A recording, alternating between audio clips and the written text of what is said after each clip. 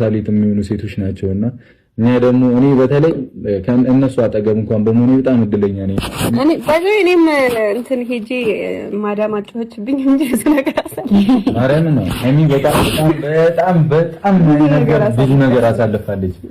እግዚአብሔር ያውቃል። የሆነ ትልቅ ነገር ቦታ ደርሰሽ ትልቅ ነገር ላይ እንደምታወሪ ተስፋ አደርጋለሁ። ትልቅ ፕሮግራም ላይ በልበ ሙሉነት በደፋርነት ምን አይነት ሴት እንደሆነች የዛኔ የምታያት ይሆናል። ያቃሌ ነው ትልቅ ቦታ ላይ ነው ይሄንን ነገር የምንናገረው።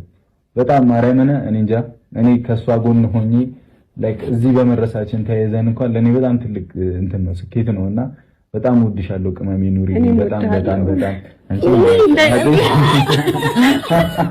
ብቻ ነብላችሁ ማር አይደለም አሁንማ እኮ ይላል በቀኝ በግራ እኮ ነው ማርያምን ሁለቱ ሴቶች ማይታለፉ የሚመስሉ ጊዜያቶችን ያሳለፉ ሴቶች ናቸው። ማለቴ አሁን አስባችሁ ታውቃላችሁ? ግን አሁን ያላችሁበትን ቦታ አረ በጭራሽ አታውቂም። ግን እግዚአብሔር ያደረገው ያልፋል ብለሽ ያላሰብሽው ቀን አልነበረ?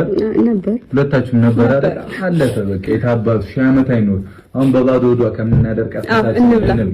ማለት የምትፈልጊው ነገር አለ? የምትፈልጊው ነገር ካለ ማለት የምትፈልጊው ነገር ቢኖር እንግዲህ ካሁን በኋላ አንድ ነን።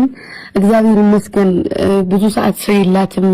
እንደዚህ ነሽ እነዚህ ነገሮች አስተካኪ ምናምን የምትሉ ልጆች አላችሁና አሁን ላይ ሞር በፊትም ቢኖርም እንኳን የሚቆጣኝ ወይንም ደግሞ ከጎን ሊሸሽ የማይችል ሰው ስላለ በዙሪያዬ ደግሞ ፈጣሪ ነገሮችን ሁሉ የሚያደርገው ለበጎ ነው። ለምን ሆነ አይባልምና አንድ አጋጣሚ አገናኘችን።